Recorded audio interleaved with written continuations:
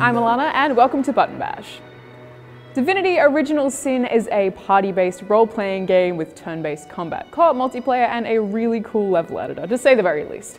It was developed by Larian Studios and I played it on PC, though it is also available on Mac and is set to release on Linux operating systems at a later date. Overall, Divinity Original Sin is reminiscent of a handful of extremely well-loved RPGs from the past. You start off by picking and customizing 2 characters from a handful of available classes and specific skills or perks, which aren't all that different to most other RPGs. All of these things can be leveled up over the course of the game. It's pretty standard stuff, but if it ain't broke, don't fix it. Admittedly though, it is really hard to customize characters in this game when you have no idea what you're in for or really how anything works. You could screw up your characters and only realize 10 hours in that everything is way too hard. Did I do that? Maybe? Okay, yeah, I did. I picked 2 mage-type characters and their attacks would negatively influence one another because the elements were working against each other. It didn't tell me that would happen, I didn't know, and I can imagine a whole lot of people giving up on Original Sin because you have to be extremely careful with your choices without ever knowing you need to be. There are a whole heap of other things that this game doesn't bother to teach you about too, but I suppose that's why there are so many guides up online for that kind of thing. Aside from that annoyance, I do really like having 2 characters. Even without knowing how to spec them correctly originally, I still had 2 separate playstyles at my disposal. It's weird feeling like you're playing cooperatively by yourself, though the game does have multiplayer options too.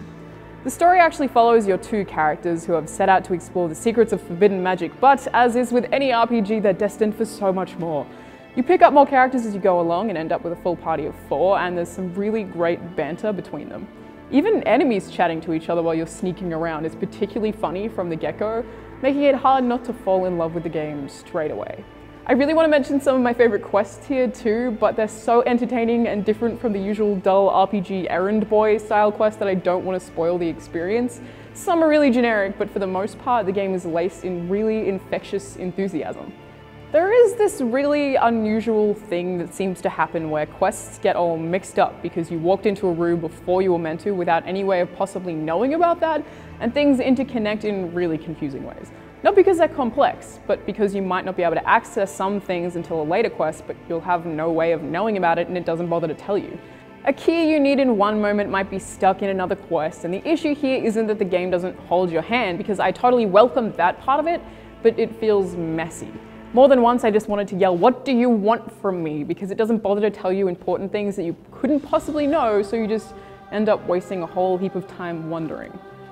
Some of the interactions in the game can be a whole lot like a BioWare game, like Mass Effect, or probably more fittingly Baldur's Gate, except kind of better. What you say, what character you say it as, and what you're doing while you say it will all significantly influence the outcome of any interaction. Your other party members might disagree with some of your dialogue choices to the point where they'll actually just leave the party. It's a really cool feature, and it honestly made me look forward to dialogue. Sometimes it is just very standard questions and answers type stuff, but the answers are still usually pretty funny. Beyond that, there are so many ways to approach combat, intelligently too. If your enemies are near oil, you might want to hide and throw some fire at them. Boom, they're up in flames. If your enemy is wet, you can use an electricity spell, which will inflict even more damage. Just make sure that you aren't in a puddle of water when you cast it, or you'll cop it as well. If you're up against a fiery enemy, you'll only heal them by attacking them with fire. You're better off summoning rain. You can also hack away at chests if you don't want to find a key, but this will wear away at your weapon pretty quick. It just requires some actual thought, and really often had me questioning why more games aren't just more like Divinity Original Sin. Of course, there are some extra minor flaws. The inventory system is a confusing beast, with each character having a separate inventory that you have to juggle around a bunch. The economy is totally ridiculous, but actually really fun to manipulate, and the trade system is just as confusing as the inventory, if not more. Considering money is fairly important and absolutely every NPC in the game is a merchant, it's just a mess you'll have to face pretty quickly. Regardless of being unwelcomingly complicated in a handful of instances, it's still a beautiful learning experience and an extremely satisfying game overall. The combat is intelligent, the dialogue is remarkably dynamic, and the game is guaranteed to steal hours of your time if you can make it past those first 6 or so hours. Divinity Original Sin is currently available on PC and Mac if you'd like to give it a go. Let the source hunters handle the big brutes. Charge! Kill the unbelievers! Activision have released a new video that shows off all the fancy gear you can get if you pre-order Destiny as part of the Vanguard Armory pack. The pack gives players access to a selection of in-game weapons and items that aren't going to be released to the public until next year. This is the Vanguard Armory trailer.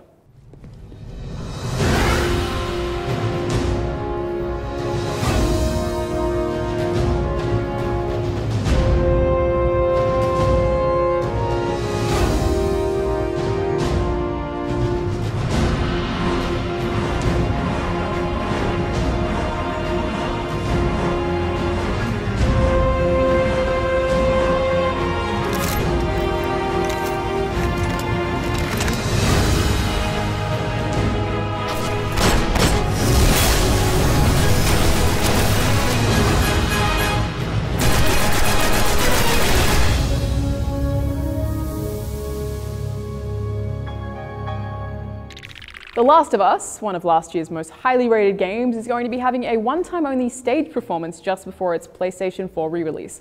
Officially titled The Last of Us One Night Live, the show will feature the voice cast of the game reenacting some of the scenes, as directed by the game's co-director Neil Druckmann. The game's composer is also going to be providing live music from the score. The actors involved are Troy Baker as Joel, Ashley Johnson as Ellie, Merla Dandridge as Marlene, Hannah Hayes as Sarah, and Annie Wershing as Tess. A Q&A with the creative team will go down after the show, which is being held at the Broad Stage in Santa Monica on July 28. You can join waitlists for tickets on the PlayStation website. The event will also be streamed on Twitch, YouTube, and the live event player on the PlayStation Network, so nobody misses out. All right. If I'm gonna do this, there's some gear I'm gonna need. All right. It's on the other side of town. Now you help me go gather it, and maybe I can put something together that runs. But after this, I owe you nothing. That's fine. A couple days from now, we'll probably be dead anyway. Good. Follow me. Whole goddamn town's booby trapped. Best stay right on my ass. Can't miss it. Knock it off. Maxis, the developers of The Sims, have posted a job listing for a senior designer on a new unannounced project, which they've also referred to as a unique emerging IP. New senior designer will be working on creativity editors, extensive multiplayer gameplay mechanics, in-game economies, technology trees, HD, PC, and mobile and tablet companion application integration.